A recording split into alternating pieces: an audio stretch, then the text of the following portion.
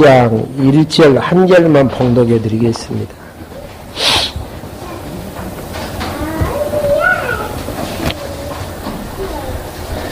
마가복음 1장 1절입니다. 하나님의 아들 예수 그리스도의 복음의 시작이다. 지난 시간까지 마태복음을 통해서 구약에 약속된 그리스도가 예수님 되심을 직임을 통해서 이제 확인해 봤습니다. 오늘부터는 마가복음에 나와 있는 신분에 의한 이제 성취인데요. 거기에 이제 타이틀에 나와진 것처럼 마가복음은 예수께서 구약의 언약을 성취하러 오신 그리스도이심을 자신의 신분에 의해서 성취하시는 내용을 통해 구약에 약속된 그리스도는 예수님이시다 라는 이제 내용입니다. 한번 구조 한번 봐보죠. 예수님의 신분에 대한 구조는요, 세 파트로 이제 나누어서 마가가 증거를 하고 있는데요. 본래의 신분, 그 다음에 낮은 신분, 높은 신분. 그러니까 이제 신학교에 가면은 교의신학에서 비하의 신분, 승계의 신분으로 나와 있습니다. 비하는 이제 비천한 낮아지시는 신분, 승기는 이제 높아지시는 신분으로 이제 정리를 하게 되어지는데요. 여기에서 이제 생각을 해봐야 될 부분은 본래의 신분은 어떤 신분이죠?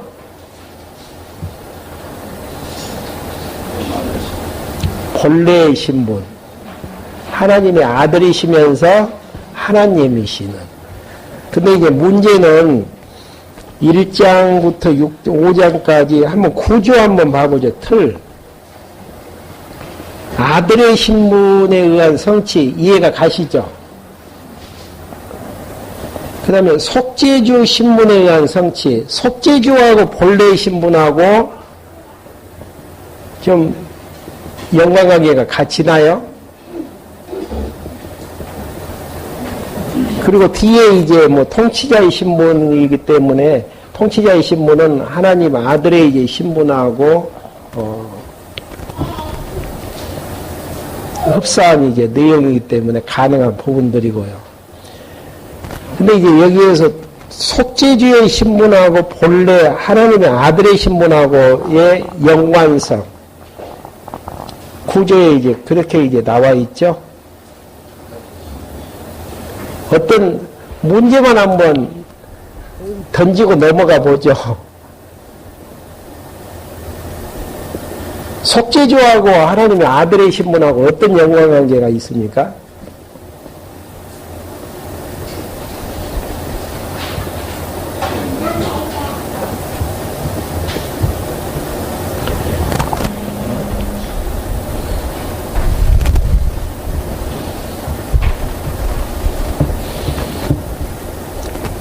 그렇게 이제 한번 문제만 던져놓고요. 그 다음에 두 번째, 낮은 신분에 의한 성취에서 낮아진 신분과 낮아질 신분. 구조 이해되시죠? 낮아진 상태는 이미 낮아지신 상태고, 낮아질 신분은 앞으로 이제 되어질 신분. 그 내용으로 해서 이제 낮은 신분에 대한 성취이고요. 높은 신분에 의한 성취, 주인의 신분, 또 여기 보니까 구속주의 신분. 이 관계. 앞에는 본래의 신분에서 속죄주의 신분으로 정리가 되어 있고, 뒤에 보면은 속죄주, 구속주 신분에 의한 이제 증거로 정리를 하고 있고요.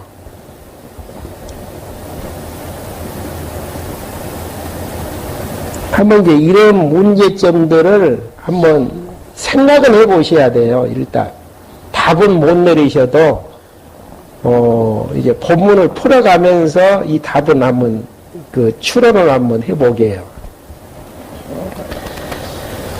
먼저 이제 요절은 마가복음 9장 31절 내용인데요. 거기 본문에 나와 있는 것처럼 이는 제자를 가르치시며 또 인자가 사람들의 손에 넘기어 죽임을 당하고 죽임을 당할 때가 이제 낮아지시는 신분의 절정 부분이죠. 그리고 이제 좀 더 깊게 넘어가면은 이제 본문 내용에서 나와집니다. 음부까지 이제 강화하시는 이런 이제 내용들로 이제 정리가 되어지고요. 그 다음에 이제 죽으신 다음에 높아지시는 신분이 3일 만에 이제 부활하시는 신분으로 이제 낮아지실 신분, 그 다음에 낮아진 신분, 높아지시는 신분을 이제 겸해서 이제 한 여절로 이제 뽑아놨습니다. 그러면 이제 신분에 대한 내용들이 구약에서는 어떻게 이제 언약을 하고 있는가? 교환에 이제 나와진 것처럼 이스라엘 언약 자손이 이제 애굽에 이제 노예가 됐을 때가 최대 낮아지는 신분을 예표하죠. 장차 오실 그리스도가 이제 낮아지실 신분을 이제 예표하고 있고요. 그 다음에 이제 언약의 땅으로 인도해서 주권국가의 백성이 되어지는 신분 상승이 있었죠. 그리고 이제 다윗 시대 때는 이방 족속들까지 조공을 바치는 그런 이제 신분 상승의 부분인데 이런 부분들이 이제 구약에서는 이스라엘 자손의 이제 모형적인 신분이고 신약 시대 때는 그리스도의 이제 실체적인 신분으로 구약은 그리스도를 언약한다 그랬죠. 그러니까 낮아졌다가 높아지시는 이 부분이 구약을 근거로 해야 돼요. 지금 통째로 전체적으로 봤을 때에 언약 백성이 애굽의 노예가 되어져서 낮아졌다가 결국은 이제 주권 국가의 백성으로 이제 신분 상승이 되어지는 이런 부분들이 장차 그리스도가 이제 이 땅에 오셔서 낮아지셨다가 높아지실 것에 대한 그런 이제 실체적인 신분을 이야기하는 부분들입니다. 성취 부분 나와 있죠. 목적은 당연히 예수가 그리스도이심을 계시해서 하나님이 여호와 되심을 깨달아 경외케 하시려다. 목적은 다 똑같아요. 그러니까 여러분들 그 성경 의미 분석에 의한 성경제로 보시면은 강론 나와 있죠. 창세기 강론, 출애굽기 강론, 레위기 강론. 이렇게 해서 하나님이 여호와이심을 알고 경외케 하시려는데 목적이 있다. 이렇게 이제 이야기가 그 목적 자체가 개론 부분에 보면은 똑같이 이제 정리를 하고 있습니다. 그것처럼 마가복음에서도 예수가 그리스도 되심을 증거하는 이유가 어디가 있어요? 하나님이 약속대로 낮아지셨다가 높아지시는 신분을 예언을 하고 그 예언대로 성취한 걸 보니까 하나님이 약속대로 이루시는 여호와 되심을 그리스도의 신분 성취를 통해서 증거케 하시는 이제 이런 내용들이죠. 근데 이제 마가복음이 다른 그 사복음서하고 다른 점이 있어요. 다른 부분은 족보가 있는데 족보가 나와지지가 않습니다. 그리고 대부분 표적적인 사건들이 많아요. 표적적인 사건들이. 그리고 이제 행적을 중심으로 해석되어지는 부분들이 적고 바로 이제 뭐 기사를 보도하듯이 그렇게 이제 객관적인 사실을 묘사하듯이 이제 치중되어진 그 이유는 역사적인 배경에 보면은 이방인을 중심으로 해서 기록이 되어 있기 때문에 그렇습니다. 그러니까 이제 다른 복음서보다는 조금 특색이 있는데 이방인들 같은 경우는 유대인들과의 달리 결국은 구약에 대한 지식들이 얼마 없잖아요. 그러니까 표적적인 부분들을 그냥 해석 없이 보도케 되어짐으로 기사를 공개함으로 결국은 해석 없이도 구약에 약속된 그리스도가 예수님 내심을 이제 증거케 하시려는 내용이죠. 그러면은 이제 본래의 신분에 의한 이제 성취 부분에서 본래 부분은 이제 하나님의 아들이거든요. 낮아지시기 전에 하나님의 아들이라는 근거가 어디가 있습니까? 구약에 지금 세 개를 이제 뽑아놨는데요. 셋의 후손들을 누구라고 일컬음 바 받게 되어졌죠?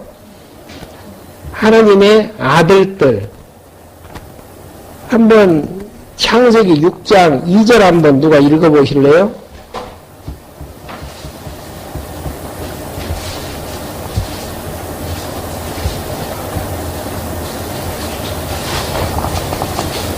하나님의 아들들이 사람의 자체의 아름다움을 보고 자기들이 좋아하는 모든 여자로 아내를 찾는다. 예, 거기서 하나님의 아들들은 누구의 후손들을 이야기하는 부분들이죠?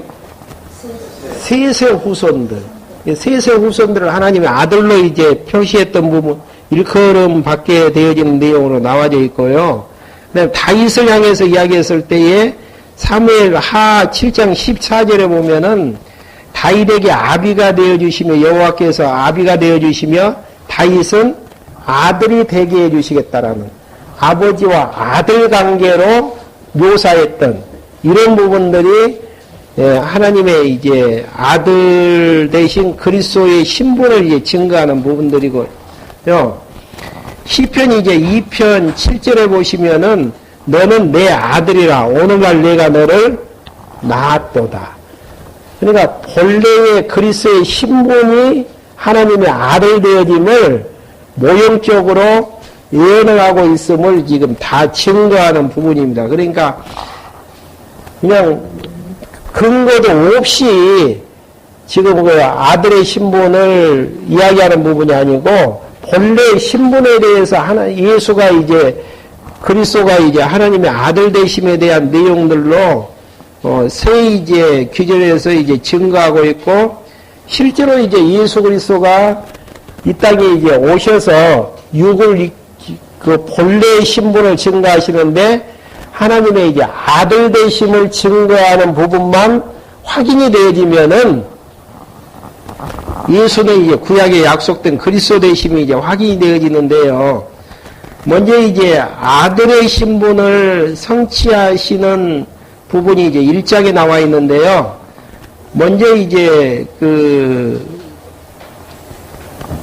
증언을 통해서 하나님의 아들 되심을 가르치시고 표적을 통해서 가르치셔요. 증언은 어떤 사람의 증인을 세워서 이분은 하나님의 아들이시다. 그리고 이제 하나님의 아들이다 보니 실제적인 아들의 능력을 소유를 해야 되잖아요. 그래서 이제 표적적인 사건을 통해서 하나님의 아들 되심을 증거하게 되어지는. 저는 이제 의미 분석에 의한 성경개론을 보면서 참 선택한 백성이면은 예수가 하나님의 아들 되심을 안 믿을래야 안 믿을 수 없게끔 증거하고 있다라는 것들을 확인할 수 있는. 그래서 이제 논리 구조에서도 전반부는 아들에 대한 이론 증거고요. 후반부는 아들에 대한 실제 증거. 이론에 의해서 실제로 이제 표적적인 내용으로 아무리 증인들이 하나님의 아들로 인정을 해도 아들이 가지고 있는 능력 발휘가 안 되어지면은 아들로서의 자격이 없잖아요. 이론적으로 증언을 통해서 하나님의 아들 되심을 증거하고 또 실제로 이제 하나님의 아들의 능력을 가지고 계심을 증거하는 부분으로 되어 있는데요. 먼저 이제 서음 부분에서는 서두가 그거예요. 하나님의 아들 예수 그리스도의 복음의 시작이다. 그래서 이제 그 하나님의 아들은 근본 신분이고 예수 그리스도는 육을 입고 이 땅에 오셔서 하시는 사역상의 이제 신분으로 표기를 해놨습니다. 그러면 이제 증인이 나와지는데 세례 요한이 증인이 되어져야 될 이유가 어디가 있습니까? 하나님의 아들 예수 그리스도가 이 땅에 오시기 전에는 반드시 누가 와야 됩니까?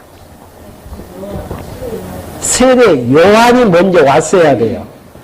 그래서 이제 세례 요한의 세례를 통해서 증거하시는데, 증거하고 계시고, 성령, 성부, 천사, 예수님, 그 제자들을 세워서 직접 이제 하나님의 아들 되심을 증거하는 부분들이죠. 마가복음 1장 10절 한번 봐보시죠. 물에서 막 올라오시니 하늘이 갈라지고 성령께서 비둘기같이 자기에게 내려오시는 것을 보셨으며, 성령께서 임하신 걸 보니까 하나님의 아들 되심에 대한 증거이고, 또 성부 하나님께서 증거하시는데 1장 11절 하늘에서 음성이 들려오기를 너는 내 사랑하는 아들이다. 실제로 이제 아들 되심을 증언하는 부분들이죠. 그 다음에 천사가 시종을 내는 부분이 13절 예수께서 40일 동안 사단에게 시험을 받으시며 짐승들과 함께 광야에서 지내셨고 천사들이 그분을 시종 들었다. 시종 들었다는 의미는 하나님의 아들로서 이제 모시는 이런 이제 본래의 신분을 증거하시는 부분이고요. 또 복음 전파하는 내용이 예수님 자신이 증거하는 부분이죠. 예수께서 말씀하기를 때가 찼고 하나님의 나라가 가까웠으니 회개하고 복음을 믿어라. 예수님 자신의 증거가 되어지고요. 또 제자를 세워서 제자를 세우시는 거하고 하나님의 아들하고 어떤 연관관계가 있습니까? 제자를 세우시는 이유가 어디가 있어요? 누구 증거라는 이야기입니까? 하나님의 아들 대신 그리스도 증거라는 이야기죠. 제자를 세우는 자체가 중요한 게 아니고 제자를 세우시는 이유는 하나님의 아들 되신 그리스도를 증거하라고 세우셨기 때문에 지금 증언자가 누굽니까? 세례요한, 성령 하나님, 성부 하나님, 천사, 예수님 자신, 제자. 그러니까 마가복음의 서도 부분에서 하나님의 아들로서 본래의 그 신분을 가지고 계심을 증거하시는데 먼저 이게 증언자를 통해서 증거하시고 진짜 이제 하나님의 아들 되심에 대한 내용을 이제 확증하시는 표적으로서 이제 증거하시는 부분인데요. 귀신을 내쫓아내는데 귀신이 누구라고 증거를 하죠? 하나님의 아들. 한번 1장 24절 한번 봐보실까요? 말하길 나사렛 사람 예수님 우리와 당신 사이에 무슨 상관이 있습니까? 당신이 우리를 멸하러 왔습니까? 나는 당신이 누구인지 알고 있는데 하나님의 거룩한 분입니다 하니 거룩한 분이라는 것은 하나님의 아들이라는 의미죠. 그러니까 표적을 통해서 그러니까 이제 예수님께서 25절 예수께서 그를 꾸짖어 말씀하시기를 조용하고 그에게서 나오라 하시니 그 더러운 영이 그에게서 경련을 일으키고 큰 소리를 지르며 그에게서 나갔다. 그러니까 귀신을 마음대로 좌우지할 수 있는 힘을 가지고 있는 걸 보니까 누구시다? 하나님의 아들이시다.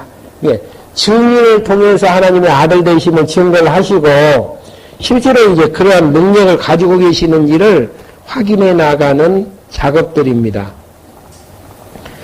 그 다음에 이제 각색 병들을 다 고치시는, 병만을 다 고치시는 표적들을 통해서 하나님의 아들 되심을 증거하고요. 그 다음에 이제 9페이지 제일 윗줄 보면은 문둥병을 이제 고치시는 걸 보니까 하나님의 이제 아들 되심을 증거하는 부분입니다. 이렇게 이제 하나님의 아들 되심을 증거를 했는데 이러한 이제 사실들, 신분들이 많은 사람들에게 퍼져나가야죠. 권사님 그러죠? 퍼져나가야 되는데 예수님께서 막으셔요. 막으시는 이유가 왜 그러셔요?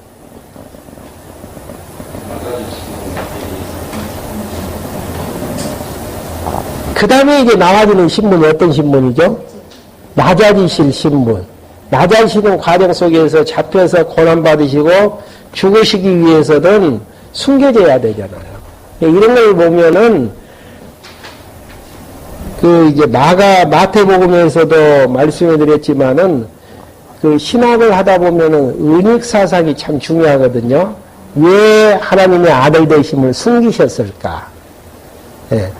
그러니까, 알아야 될 사람들에게는 드러내놓고, 강구하시고, 또, 바리새인들 서기관들, 대제사장들, 그 백성들에게는 막으시는 이유가, 그 다음에 낮아지시는 신분으로 가셔야 되는데, 거기 위한 통로를 마련하시는 하나님의 섭리지 않겠는가. 그러니까 이제, 마태복음 같은 데서는 듣게도 하시고, 듣지 못하게도 하시는 통치자의 신분이던가요?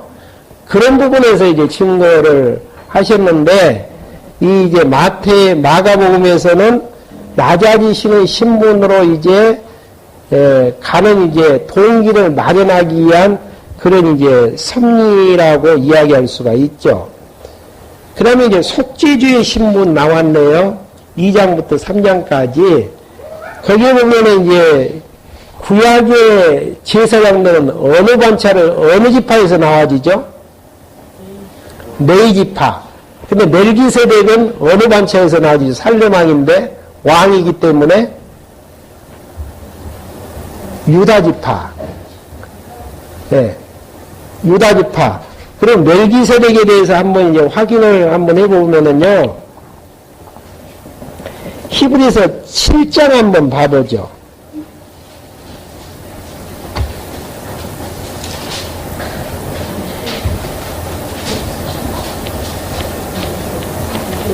예수님은 이제 속죄주의 신분을 가지고 멜기세덱의 반차를 좇아서 오셨는데, 히브리서 7장을 보시면은 1절부터 3절까지 한번 봐보시겠습니다. 이 멜기세덱은 살렘왕이며 가장 높으신 하나님의 제사장으로 왕들을 무찌르고 오는 아브라함을 만나 축복한 자라.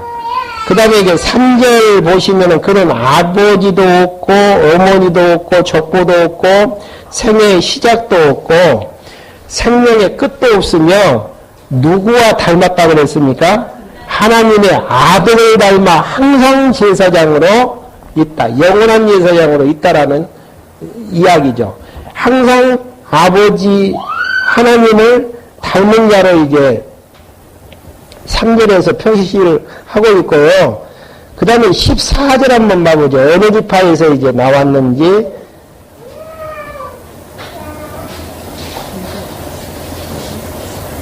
12절부터 한번 봐보시겠습니다. 7장 12절 제사장의 직분이 변하면 율법도 반드시 변하게 된다. 이것들이 가르치는 분은 다른 지파에 속했는데 그 지파에 속한 자는 아무도 제단을 섬긴 적이 없었다.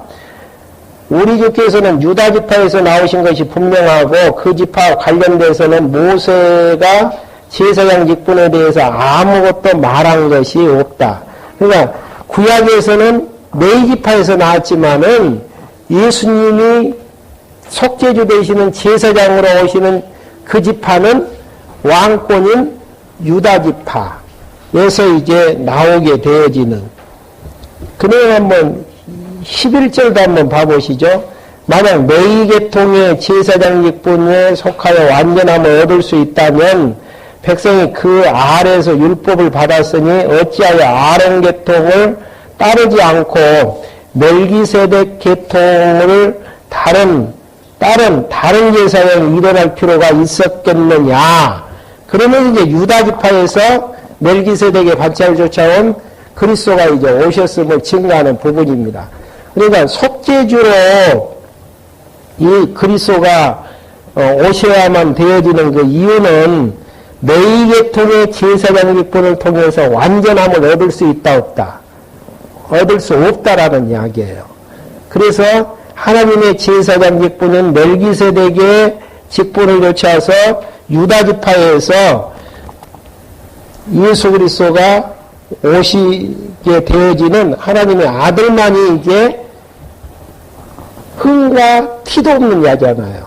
그리고 내지파는 제사장을 감당하려면 먼저 자기 자신이 먼저 속죄제사를 드리고 깨끗하게 거룩하게 되어져서 하나님 앞에 서게 되어지면은 오늘 잘 썼어도 내일 잘못하면 어떻게 되어져요? 죽게 되어지고 진노받게 되어지고 하나님이 속죄제사를 받지 아니하시고 그러면 하나님의 아들로서 흠도 없고 티도 없는 그리스도가 오실 수밖에 없는 이런 이제 의미를 담고 있습니다. 그러니까 멜기세덱의 반차를 쫓아오셨다라는 이야기는 레위기파의 반차하고는 다르고 멜기세덱은 하나님과 닮은 자고 예. 흥과 없고 티도 없는 항상 제사장으로 있었다라는 이야기는 흠도 없고 티도 없는 제사장이라는 이야기죠. 하나님을 닮은 아들을 닮은 자이고 그렇기 때문에 결국은 이제 영원한 대제사장이 이제 하나님의 아들로서 올 수밖에 없는 당위성을 이제 설명하는 부분입니다. 그래서 이제 속죄제의 신문에서 정리해 놨던 부분이 있죠. 하나님의 아들은 속죄 능력이 있어야 한다. 불완전한 제사장에서 완전한 제사장으로 결국은 이제 히브리서 7장 23절부터 28장까지 나와 있는데요. 28장만 한번 봐보실까요? 율법은 연약함을 지닌 사람들을 대제사장으로 세웠으나 율법 후에 주어진 명세의 말씀은 영원히 완전하게 되신 누굴 세우셨다? 아들을 세우셨다. 네. 아들만이 속죄주가 되실 수밖에 없어요. 네. 그리고 영원한 이제 속죄주가 그러니까 율법에서는 완전할 수가 없고 영원히 이제 완전케 되신 하나님의 아들을 세우셨다라고 히브리서에서도 증거되어지는 그러니까 아들의 본래의 신분인 아들의 신분하고 속죄제의 신분은 밀접한 관계가 있을 수밖에 없죠. 네.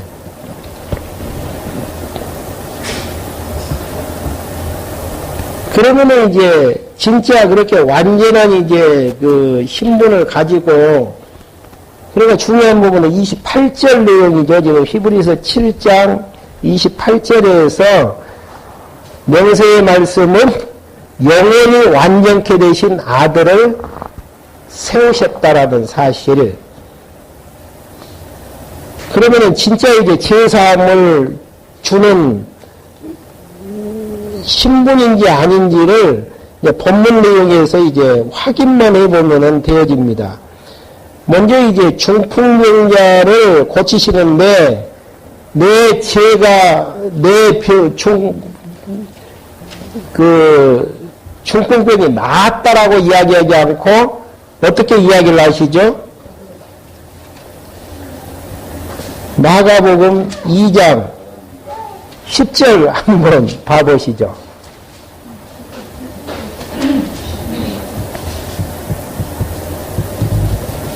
마가복음 2장 10절에 보시면은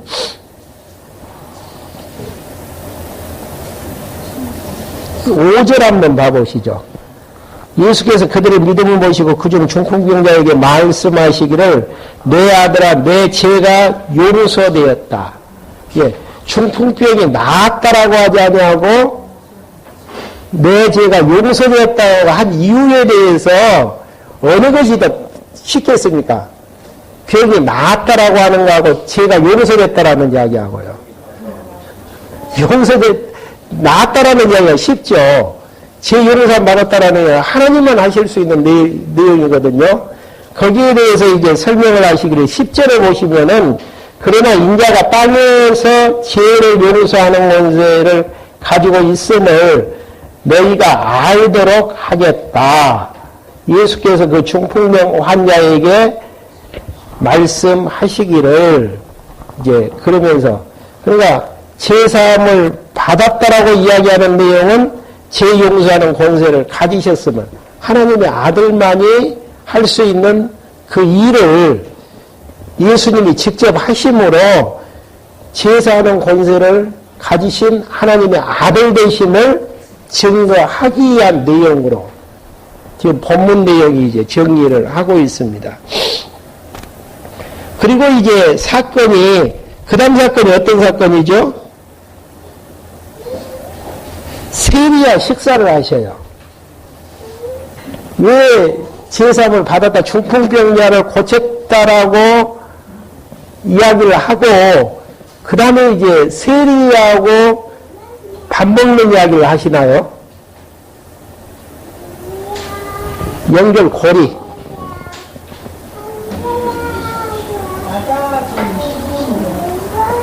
낮아지시는 신분은 이제 부분 정리한 다음에 좀 한 단계 위에서 정리할 부분들이고요. 지금 속죄주 신분에 대한 내용이죠. 죄인을 사하는 부분을 이야기하기 위해서는 또 식사 문제를 통해서 정리를 해줘야 된단 말입니다. 그러니까 그 당시에 예수님 오셨을 때 가장 큰 죄인으로 취급하는 그 죄인이 세리예요. 왜냐하면 세금 받아가지고 자기가 얼마나 착복을 하고 나머지는 이제 노마에다가 상납을 하는 자이기 때문에, 근데 예수님께서 세리와 식사를 하시는 부분인데 거기에 대해서 이제 바리새인들이 시비를 걸죠. 왜 당신의 선생님은 세리와 밥을 먹습니까? 왜 안 받으실 수도 있잖아요. 근데 그렇게 하시는 이유에 대해서 답변이 거기 나와지죠. 마가복음 2장 17절.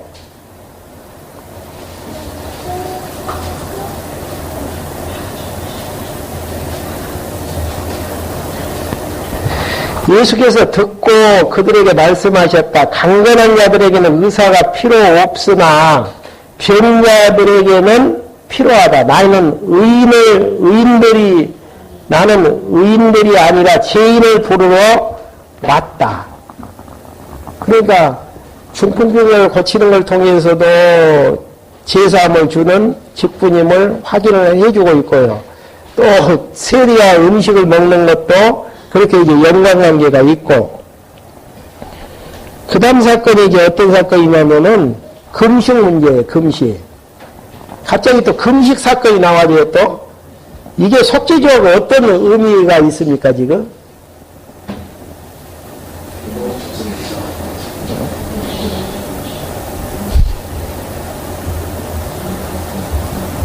이게 중풍병자 고치는 사건, 세리와 식사하는 사건, 그 다음에 금식 사건, 이 부분이 이제 속죄사역하고 밀접한 관계를 가지고 있는데요. 금식이 왜 그래요?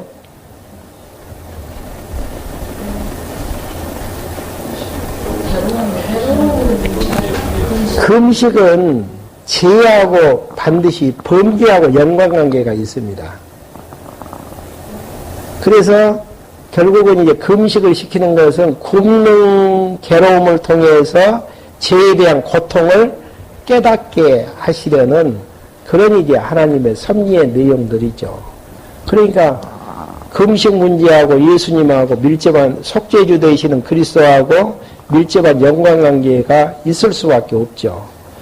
근본적인 죄의 원리는 예수 그리스도가 십자가상에서 결국은 다 짊어지시고 용서하실 것에 대한, 예수님처럼 그 금식을 성경대로 하시는 분은 안 계시죠. 3일 동안 무덤 속에 계시면서 하나도 드시지 아니하시고 또 죄에 대한 고통을 십자가 위에서 지키시는 그런 이제 괴로움과 고통을 당하시는 이런 부분들을 통해서 우리의 이제 죄에 대한 모든 것들을 해답을 허락해 주시는, 해결해 주시는 이런 부분들. 그러니까 이제 성경을 반학하시는, 연구하시는 방식 자체가 예수님은 제사하시는 신분을 가지고 계신다. 근데 사건이 중풍병자를 고치고 세리와 식사를 하고 또 그 금식하시는 부분. 그 다음에 뒤에 이제 보시면은 안식일에 시비가 걸리는 사건들이 나와지죠. 안식일하고 또 속죄 부분하고는 밀접한 관계가 있습니까? 없습니까? 있죠. 네. 참 안식은 예수 그리스도를 통해서 주시는데 얻어지는 과정이 어떤 과정이에요? 예수님이 우리 죄를 위해서 십자가에서 모든 죄를 청산을 하심으로 우리에게 참 평강과 안식을 주시는 하나님의 섭리. 그러니까 이제 이런 사건들이 제사하는 신분하고 밀접한 연관관계를 이루면서 결국은 속죄주 신분에 의한 예수님이 성취하시는 이제 부분으로 연결이 되어지면서요. 그분이 이제 제사하시는 신분이 아들의 신분인데 안식일에 병자를 고치시는 증거, 그 다음에 귀신이 아들로 고백하는 사건, 그 다음에 12제자가 제자를 이제 세우시는 아들의 증인으로 세우시는 부분, 그 다음에 표적에 대한 이제 오해 가운데에서 가족 관계를 통해서 아들을 증거하는, 어떻게 가족 관계를 통해서 아들을 증거하는가 한번 봐보죠. 마가복음 3장 35절. 누구든지 하나님의 뜻대로 행하는 이 사람이 내 형제요 누이요 어머니시다라고 하셨다. 결국은 육체적인 한번 31절부터 한번 봐보실까요? 예수님의 어머니와 형제들이 와서 밖에 서서 그분께 사람들을 보내어 그분을 부르시니 우리가 예수님의 주위에 앉아 있다가 그분께 말하기를 보소서 선생님의 어머니와 형제들과 누이들이 밖에서 선생님을 찾습니다. 여기에서 말하는 어머니, 형제, 누이는 누굽니까? 요셉의 아내인 마리아하고 예수님을 낳았던, 육체적으로 낳았던 그분, 그 다음에 그 이제 자손들인데, 형제들인데, 예수께서 대답을 말씀하시기를, 누가 내 어머니이고 내 형제들이냐 하시고, 자신들의 주위를 둘러 앉아있는 자들을 둘러보시며 말씀하시기를, 보아라 내 어머니와 내 형제들이다. 누구든지 내 뜻대로, 하나님의 뜻대로 행하는 이 사람이 내 형제요, 누이요, 어머니이시다라고 하셨다. 이게 혈통적인 형제가 진짜 형제가 아니고 하나님의 백성들이 혈통이라고 하시는 이런 내용들 통해서 누굴 증거하기 위한 내용입니까? 예수님은 육을 입고 이 땅에 오셨지만은 요셉의 아들이 아닌 하나님의 아들 되심을 증거해 나가는, 이게 그 의미 분석에 의한 성경 해석이에요.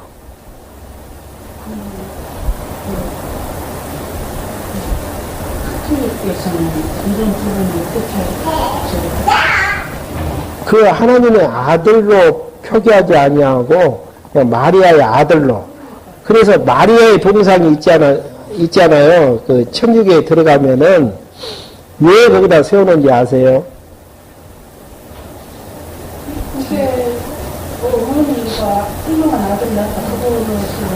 그것보다는 요한복음 2장에 보시면은 포도주 사건 나와지죠. 네. 예수님은 포도주를 안 만들려고 했는데 어머니가 부탁을 하니까 포도주를 만들어줬다. 그래서 예수님에게 부탁하기 전에 마리아에게 부탁하면은 소원을 이루어 줄 것이다. 그런 이제 저도 이제 듣는 이야기인데 그런 의미를 담고 있다라고 누가 그 이야기를 하더라고요.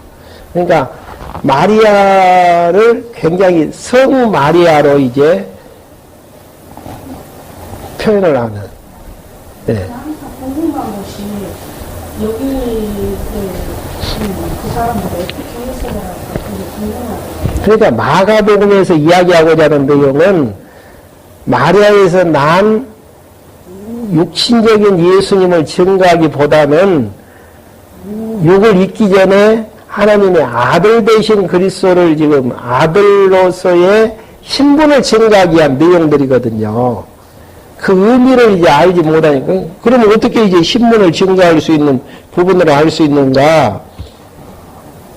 결국은 이제 12제자를 하나님의 아들로 이제 증인을 삼는다든지, 귀신이 아들로 고백한다든지, 내용들이 하나님의 아들의 신분하고 밀접한 연관관계를 가지고 있습니다, 지금. 흐름 자체가. 예.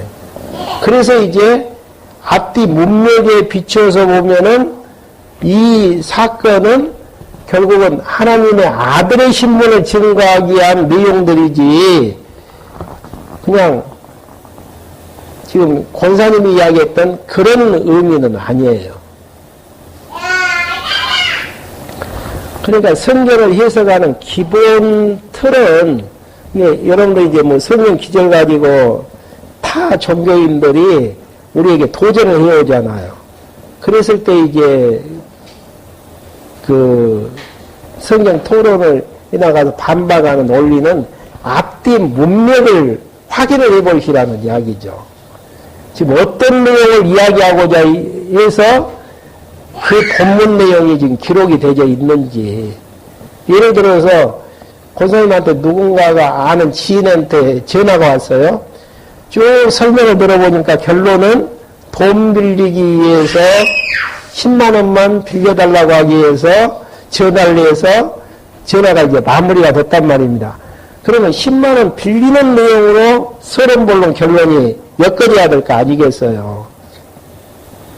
그것처럼 지금 마태복음, 마가복음 내용의 본문 내용이 어떤 의미로 지금 무엇을 이야기하려고 지금 이 내용을 기록하고 있는가. 그 앞뒤 문맥에 의해서 보다 보면은 이 부분은 지금 육체적인 형제가 아니다라는 이야기예요. 그 이유는 자기 자신이 누구기 때문에, 하나님의 아들의 신분을 소유했기 때문에 그 이야기하고자 하는 내용이라니까. 그게 의미 분석에 의한 성경 해석법이에요. 그러니까 성경 전체 판을 알지 못하고서는 부분적으로 이야기할 수밖에 없어요.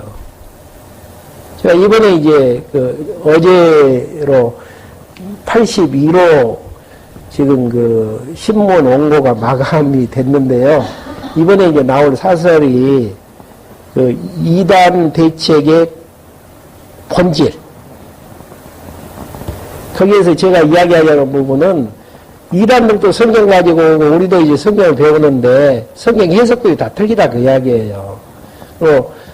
성경을 가르치지 않기 때문에 다 미혹당하고 넘어지기 때문에 이단을 막는 방법은 결국은 성경을 66권을 체계적으로 가르쳐서 성경 본문의 문제성들을 알고 넘어가지 않는 근본적인 대책이 필요하다. 요지는 그거거든요.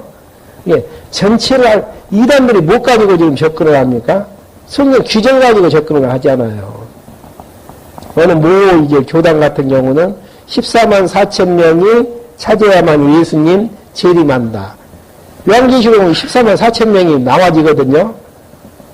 그러면 거기에 이제 넘어가가지고 14만 4천 명을 추수하기 위해서 몸무림치고 막 기존교회를 휘젓고 다닌단 말입니다. 그런데 우리의 이제 성경 전체의 내용들을 보면은 14만 4천은 누구에 대한 숫자입니까? 유대인들에 대한 숫자이죠.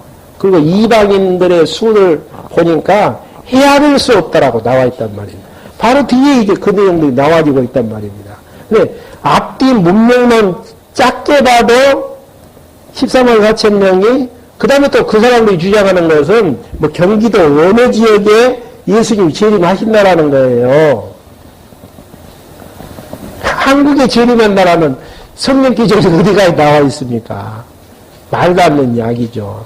그러니까 전체에 대한 내용들을, 근데 한국교회가 문제가 교회 10년 기존교회에 좀 다니면은 성경 66권은 한번 공부를 해야 되잖아요.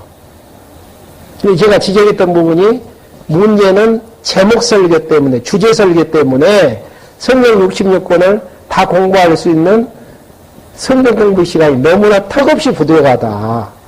그러다 보니까 이단에 넘어갈 수밖에 없고, 이단을 방어할 수 있는 방법은 성경 66권을 한 권으로 공부시켜서 이단의 어떤 영역에서든지 방어할 수 있고 미혹받지 않는 게 이단 내책에 대한 근본 본질이다. 짧게 썼던 내용들을 이제 풀어서 이야기했던 내용인데 그 부분이에요. 그러니까 왜 하나님께서 한권 예수님 오셨다라고만 구약의 예언대로 오셨다라고만 복음서 한 권 쓸 수도 있잖아요. 근데 마태, 마가, 누가, 요한복음을 4권 써가지고 헷갈리게 만듭니까? 다 의미가 틀려요. 사건을 배열하는 순서도 틀리고 의미도 틀리고 관점도 틀리고. 그러니까 천주교에서 이야기하는 내용들 이제 이야기하다가 옆으로 가버렸는데요. 천주교에서는 마리아를 숭상케 하기 위해서 그런 이제 교리를 만들어가지고 가르친단 말입니다. 그 사람들은 성경 요새는 모르겠어요. 근데 옛날 같은 경우는 교리집을 가지고 다니지 성경 가지고 다니는 경우는 거의 많이 드뭅니다. 그 이유는 교리 만들어가고 그것만 외우라는 이야기예요. 이게 그 사람들의 신앙을 가르치는 원리가 믿어야 될 거하고 그냥 알아야 될 것이 있어요. 알아야 될 것을 합리적으로 받아들일 수 있는 것은 알아야 되고 안 믿어지는 거 있잖아요. 그것은 믿어야 되고. 그러니까 말 되는 부분이죠. 모르니까 이해가 안 되니까 무조건 믿으라는 이야기. 그래서 이제 교리를 만드는. 고사님 질문 때문에 지금 다 끝나버렸네. 항상 여기에서는 그 천주교가 그 사람들이 여기를 어떻게 말할까 그것이 항상 궁금하죠. 근데 이제 여기를 이렇게 누가 내 어머니고 내 예수님이 이야기하는 의미 깊은 뜻.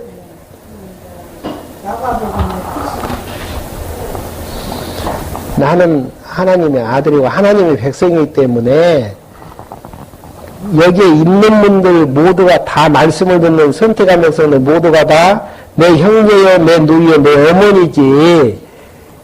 요셉의 부인인 마리아, 자기 육신의 어머니, 그 다음에 요셉과 마리아에서 난 형제 자매들이 내 형제와 그 자매는 아니다라는 거. 근데 인간적인 부분에서는 비지않아요, 지금. 맞지 않아요. 근데 그렇게 한 이유가 어디가 있겠느냐, 그 이야기예요. 이제 평치자까지 끝냈어야 되는데 4장, 5장, 3장까지 마무리 짓고요. 4장, 5장부터는 다음 시간에 계속해서 이제 공부할 수 있도록 하겠습니다. 질문 있으시면 질문 하시죠. 제가 여러분들이 공부하시기 쉽게끔 기절을 그냥 몇 절부터 몇 절까지 하지 않고 가장 핵심적인 몇 절 딱딱 찍어놨기 때문에 한번 집에 가셔서 한번 확인을 하시고요. 지난번에 성경길이 하나 틀린 거 제가 확인을 해보니까 7페이지에서 밑에서 하나, 둘, 셋, 넷, 다섯, 여섯, 일곱, 여덟, 아홉 하나님을 외침 22장 10절이 아니고 그냥 공짜 하나 띄세요. 1절 22장 1절 한번 봐보실까요? 하나님의 외침이 예수님의 외침이 그대로 나와 있습니다. 한번 22장 1절 한번 누가 한번 찾아갖고 읽어주십시오.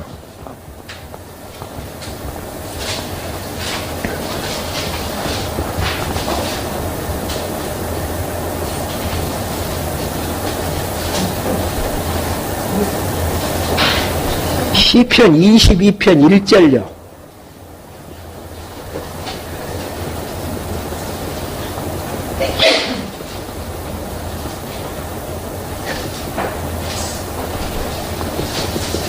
성경을 많이 안 읽으시죠? 나의 하나님, 어찌하여 나를 버리셨습니까? 예, 그 시편 기자가 이미 예수님께서 죽으실 때에 엘리이 남아사였더니 나의 하나님 어찌하여 나를 버리셨습니까에 대한 내용을 이미 어떻게 이야기하고 돌아가실 것에 대해서 이미 예언을 하고 있잖아요. 예. 그 부분이 공짜가 하나 더 쳐졌더라고요. 그래서 1절로만 고치십시오. 시편 22편 1절로. 질문 있으시면 질문하시고, 시간 다 됐네요.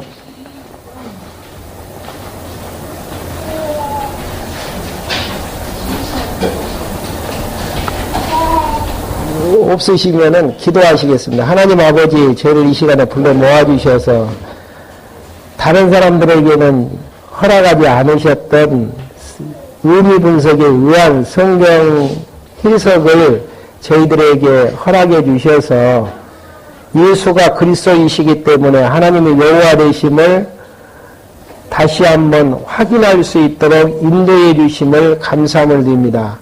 하나님의 여호와 되심을 통해서 하나님은 살아계신 여호와이심을 저희들 배우는데 순간순간 잊어버릴 때가 있습니다. 그때마다 하나님의 말씀이 생각나게 해주셔서 하나님을 여호와로 경외하며 살아나가는 데 부족함이 없도록 저희들 인도해 주시옵소서.